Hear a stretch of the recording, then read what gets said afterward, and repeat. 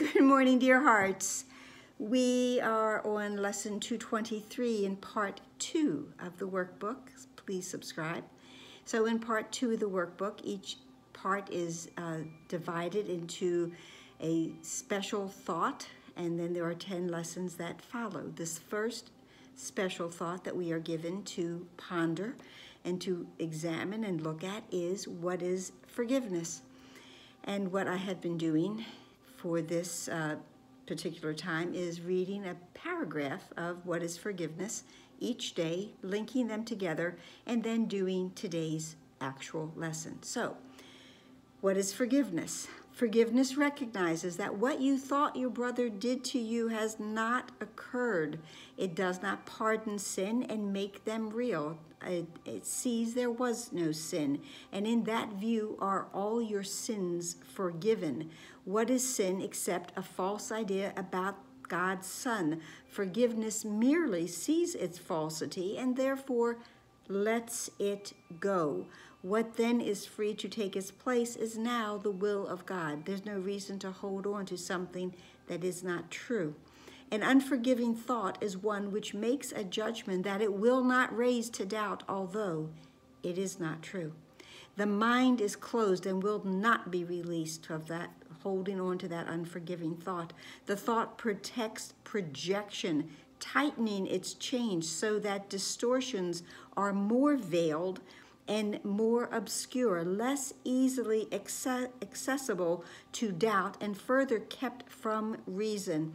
What can come between a fixed projection and the aim that it has chosen as its wanted goal, its target? Today's section, an unforgiving thought. So we're dealing with the unforgiving thoughts yesterday and today. An unforgiving thought does many things. It's in frantic action. It pursues its goal, twisting and overturning what it sees as interfering with its chosen path. That fixed projection, that unforgiving thought has that goal, has that target in mind, doesn't want anything to get into its way. Distortion is its purpose. The unforgiving thought's purpose is distortion, and the means by which it would accomplish it as well. It sets about its furious attempts to smash reality, not to let any truth in, without concern for anything that would appear to pose a contradiction to its point of view. That unforgiving thought, the one we hold on to about our brother, about ourself, is like it's vicious. It's like a scavenger dog that is described in the text.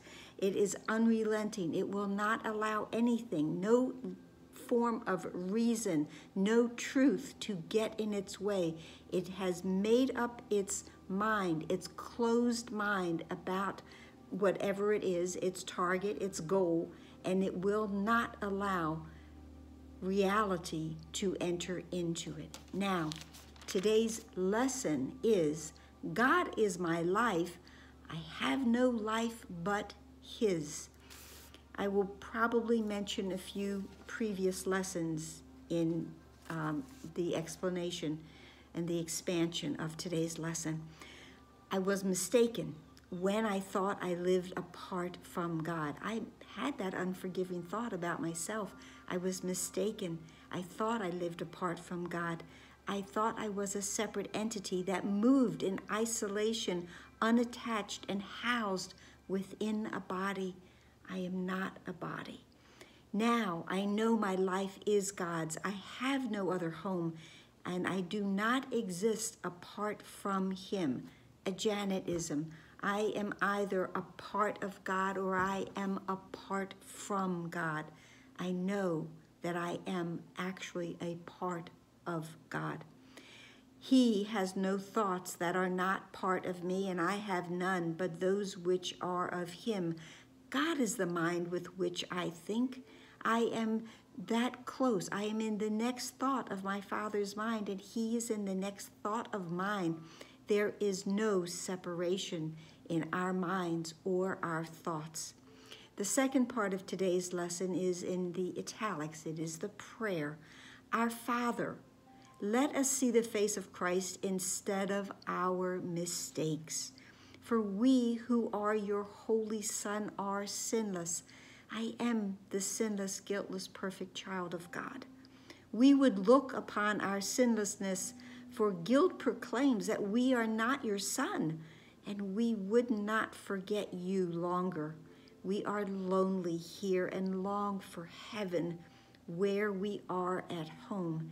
And we'll have a lesson in a couple of days that says, my home awaits me. I will hasten there. I am ready to go home because I know that this is not where I belong. I am an alien here, but I am at home in heaven. Today we would return. Our name is yours, and we acknowledge that we are your son. I call upon God's name and on my own. I want to remember, let me remember that indeed I am one with God, that I am the Holy Son of God himself, and that my home is with him in heaven, and I have no other place to be in truth, because there is one. Let's go back to our one holy whole number. There is one self, and I am that. There is one name that I call upon.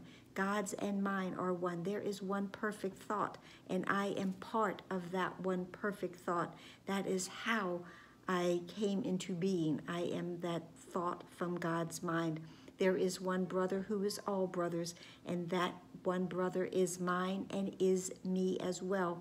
And there is one home in heaven. There is one life that I share with God, and there is only one, but there is none that can keep me apart from where I truly live and breathe in God. So what will get me to the remembrance of this is forgiveness. That's it for today. I hope it helped. I hope it made sense. I always say that. Please like, please share, please subscribe, please comment, please pray for that one holy moment that we all may share together, knowing the truth of who we are. And please be here tomorrow for lesson 224. Namaste.